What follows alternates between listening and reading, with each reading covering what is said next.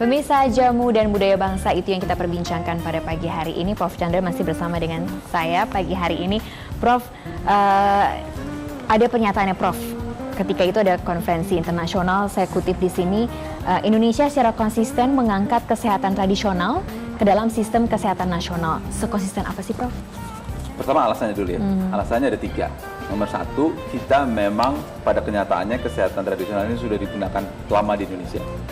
Dan tadi survei sudah membuktikan sekian puluh persen orang Indonesia menggunakan. Itu 1. Yang kedua, itu soal pengalaman.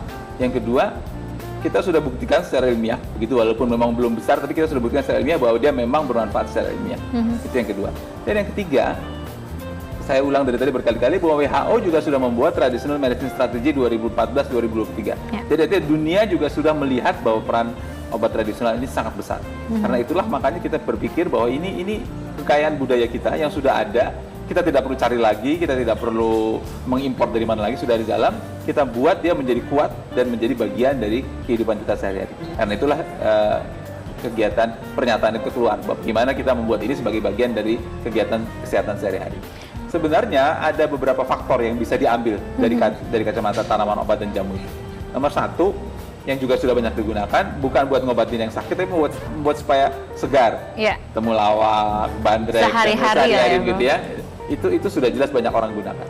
Nomor 2, yang digunakan memang untuk mengobati penyakit. Untuk inilah yang ada proses yang tadi kita sudah bicarakan, namanya saintifikasi jamu. Artinya pendekatannya dibuat menjadi science, begitu ya, menjadi science, katakanlah modern science, sehingga pengobatan itu ada dasar ilmiah yang lebih kuat. Yang ketiga, tanaman-tanaman obat ini, tanaman-tanaman yang ada di Indonesia ini, yang tadi dapat sekian ribu itu juga bisa dibuat menjadi obat modern.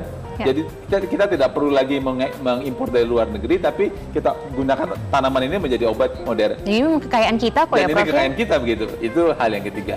Hal yang keempat, yang dulu pernah cukup populer dan sekarang mungkin agak ditinggalkan adalah, tadi kita ngobrol, seledri itu ada ditanam di halaman rumah. Memang sekarang mungkin kalau di Jakarta rumah jarang punya halaman lah ya, tapi kalau memang halaman cukup besar, kita tanam tanaman obat keluarga itu supaya itu kita bisa pakai untuk konsumsi sehari-hari.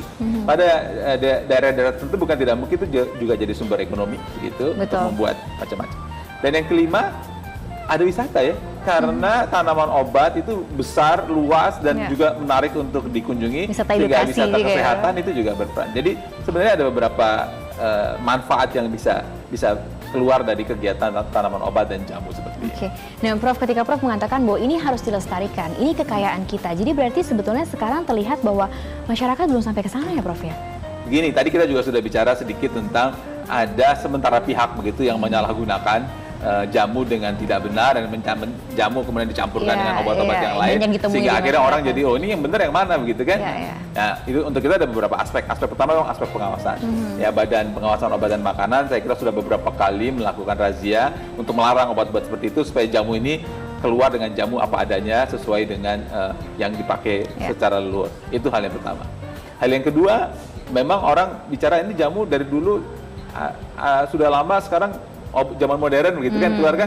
Nah, karena itu kita pakai beberapa pendekatan. Pendekatan pertama yang tadi saya ulang lagi, saintifikasi jamu supaya dari kacamata ilmiah keluar. Dan pendekatan kedua soal kemasan ya. Bagaimana kemasannya menjadi lebih baik begitu, lebih menarik buat orang dilihat. Dan kalau ada gaya hidup gitu, gaya hidup yang seperti itu, dan ini kita bisa buat gaya hidup dibuat yang konsep kekinian ya, dibuat konsep kekinian. Kita mesti mengikuti pola yang ada di masyarakat itu.